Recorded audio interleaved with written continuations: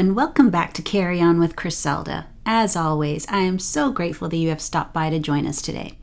Be sure to stay till the end for another lighthearted special message. All right, let's get right to it. How's your life going today? Right now? Copacetic? Sensational? Remember, we are here to become a better version of ourselves. That is one of the goals of this podcast. And we're cutting to the chase and getting to the meat of things. First, I'd like you to think about a goal you'd like to achieve. Maybe you want to learn how to play an instrument. Maybe you are learning to be a better spouse or partner. Or maybe you are trying to start your own business. Could you say at the end of every day, when you are ready to shut your devices down, have your evening tea, or whatever you do to get ready for bed, that you have accomplished exactly what you set out to do, and you are one step closer to achieving your big goal? Now, don't be hard on yourself. I know that some days life gets in the way, and you just have to slough off that day and try again the next day. What I am asking here is, aside from those days where it didn't work out, are you continuously getting right back in the flow of what you set out to do? Or have you allowed life to get in the way, or you let a failure cause that goal to slowly slip to the back seat?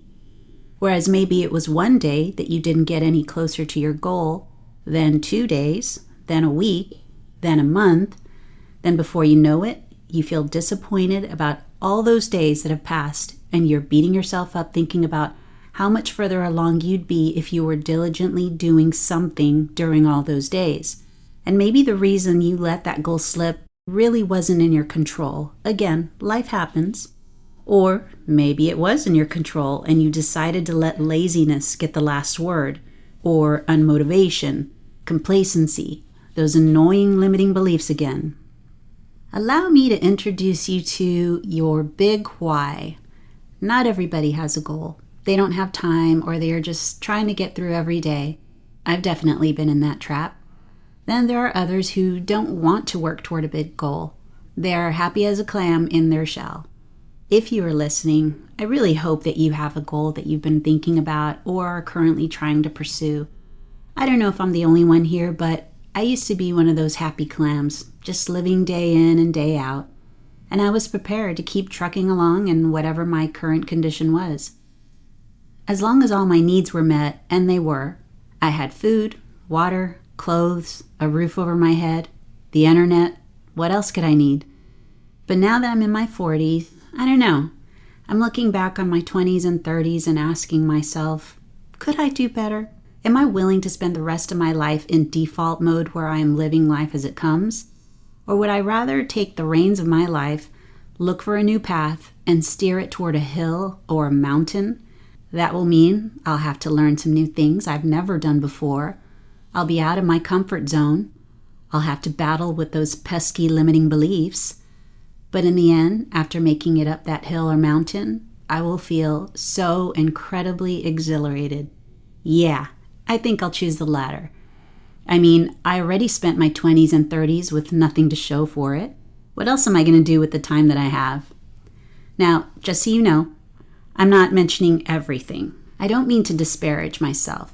I do have a few things I can be extremely proud of accomplishing. But for this topic, I am talking about aiming high and reaching a goal or goals that further fulfills my purpose. And my point is, if you are currently in your 20s or 30s, please don't wait. Or don't wait longer than you should. Especially when you are in your 20s, feels like you've got all the time in the world. And in a way, you do. Until you don't.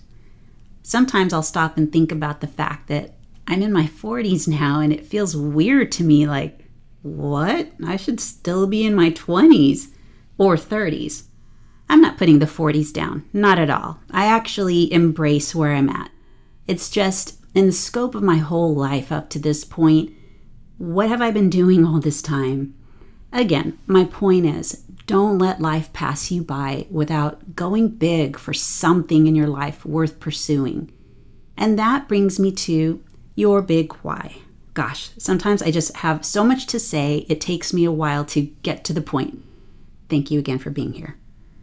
The only way to keep your eyes on the prize is to have a reason why you want to accomplish your goal in the first place. It is not enough to just dream up a goal and hope for the best. Your big why has to be bigger than the goal. And I don't mean by a smidge, I mean by a lot. Why? Because you will at some point run into obstacles and roadblocks. We all know it happens. Some of them are minor, not a big deal, just pick yourself up and dust it off. But other times, it's a disappointing setback that will make you feel defeated, unworthy, a waste of time, confirmation of whatever limiting belief that you are struggling with. And it's in those times that you lean back on your big why to get you back up and at it again.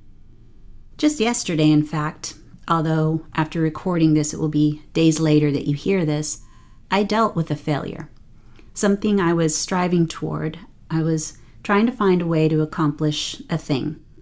I was doing everything I knew to do, but I was let down.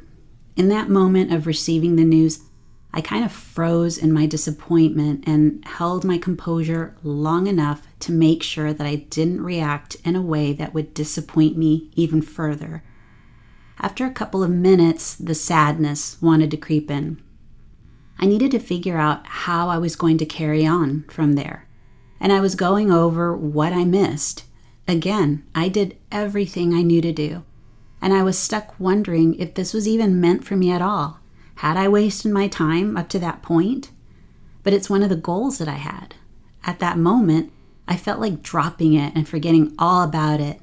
But I'm telling you, if it wasn't for my big why, I probably would have dropped it. In this case, my big why is both bigger than the goal and bigger than me. Within a couple of hours of walking away from the thought for a while, then pondering it again, I reassessed and reminded myself why I wanted to accomplish this goal in the first place. Some things I can strategically plan out, but sometimes I just have to allow the universe to give me what I need when I need it. Because of my big why, I decided to pivot my strategy and allow the rest to happen on its own. I would still pursue what I'm after, only it's now going to take me on a detour to get me there, and that's okay. The next thing that I asked myself was, okay, what could I learn from this? And how could I grow from it? There was a quote I read recently, but now I don't remember how it goes. It was something along the lines of knowing that your failures are not in vain. How persevering is that? And that was my intent. I did not like the way the disappointment felt. I did not like how I was starting to feel sad. So I fought through it by giving myself a pep talk, telling myself that I don't want to wallow long in my grief.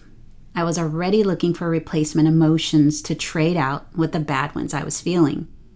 Remember the affirmations list I talked about in the episode Drop the Lies? It's the second episode. You should check it out after this if you haven't already. I did the recalibration technique along with the breathing, which I also explained in that episode. Having these tools, along with my big why, helped prepare me so that emotionally and mentally I could pick myself back up so that I would not stay down for long. With practice and making this a habit, it comes in really handy. I don't even know how long it's been, but several years ago, without having these tools ready to use, I could have wallowed in self-pity for days on end. Let me ask you something. Do you currently have Band-Aids in your home or first aid ointment for cuts and scrapes?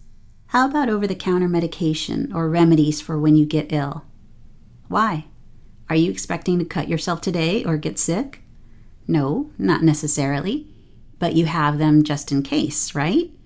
Well, just as you take care of your physical self and have items at the ready for when you do need it, wouldn't it be just as important to take care of our mental and emotional states too by being prepared with tools that can help you when you need it?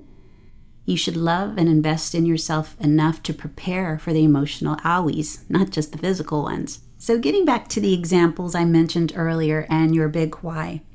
If you want to learn an instrument, maybe your big why would be that you want to someday join or start a band because you've decided that nothing would make you happier than to live the rest of your life enveloped in an atmosphere of writing, creating, and playing music because music is your life. Nothing lights you up the way music does, and you have a burning desire to get real good at learning your instrument because you have an equal passion to share your love with the world.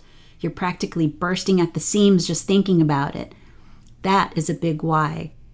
If you are learning to be a better spouse or partner, maybe you don't want to be a repeat of what you went through as a child because you have children together and you want nothing more than to fight to keep your family unit together because you are still in love with your partner, just as you know they are still in love with you. And when you look back on your history together, all the things you share, all the fond memories, all the positive things about them that made you fall in love with them in the first place, you get a sense of renewed hope. And you realize that a few setbacks are not reason enough to throw in the towel. And when you look into the eyes of your precious children that you share, your heart melts, reaffirming your resolve to be the best version you can be for yourself, your partner, and your children. That's a big why. If you are the person who wants to start your own business, maybe you already know that there are two kinds of people, those who work for their dreams and those who work for someone else's dreams, and you are determined that you are not going to be the latter. For now, you are in a job working for someone else's dreams because you still got to pay the bills, but you are intently studying, leveling up your skills, and working toward being your own boss until you can finally fire your 9-to-5 and live your life on your terms. That is a big why. These, of course, are just examples of what a big why looks like for your reason in achieving whatever goal you have set forth for yourself. It must be bigger than your goal. It must be bigger than you. Think of it as your anchor to grab onto when you get setbacks. It is worth preparing for. Now, should you just think about what your big why is going to be? No. It would benefit you greatly to write it down. Writing it down or typing it makes a better brain connection to what your mind thinks about. Title it My Big Why and write out a thoughtful paragraph. It can be small, about 2 or 3 sentences, but if you can make it longer, be as descriptive as you can. If it's for your children, don't just say, for my children. State what the outcome will be after your goal is accomplished. I'm doing this for the children because I want them to continue in the security, happiness, and well-being of having both their parents in the same household. And I want to demonstrate and model that not all relationships are perfect, but when both parties are willing, it can be worked out. Again, this is just an example I'm using on how to write out your big why. If you happen to be experiencing the opposite situation where it's better for you to get out, then write your big why accordingly. Remember, we are each on our own journey. Do what works for you. But do understand the point I'm trying to make, and that is to write it out. Perhaps keep it close to your affirmations list, assuming you've written that out so you will have it to reflect on a daily basis, and especially on those days when you get let down with the setback and you feel like giving up. Look back on your big why to get you up on your feet and back into the game. And that's how you carry on with your big why. Thank you for tuning in. Just a reminder, you can find us on Apple Podcasts, Spotify, or wherever you get your podcasts. Please leave us a comment if you feel so inclined. Are these episodes helping you in any way? If so, how? We'd love to get your feedback. Share this with a friend if you think they would benefit. Until next time, carry on. Hey there, listeners. As you know, here in the U.S., it's Thanksgiving, a time to reflect on all the blessings we have and be in gratitude. You know what I'm grateful for? You, my listeners. I'm also grateful for someone else. This is Henry. Say hi, Henry. He's my pet turkey. I've had Henry since he was just a hatchling. Now, he's my big boy. Isn't that right, Henry? We sit on the couch together, I give him baths, I play frisbee with him. He's my pal. I'm so thankful for him, which reminds me, I would be so thankful if you follow, comment, and share this podcast with others. You know, somehow it's not enough. If you don't follow, comment, or share this podcast, I'm gonna eat Henry for my Thanksgiving meal. You wouldn't want to see that, would you? What? No, Henry, of course I'm not gonna eat you. I'm just trying to spur them on to take action. Work with me here. No, I know. Okay, bad move on my part. I'm sorry, Henry. Henry, look, you're still my pal. Let me make it up to you, okay? All right, I'm sorry. Let's go have an insect smoothie, huh? Okay,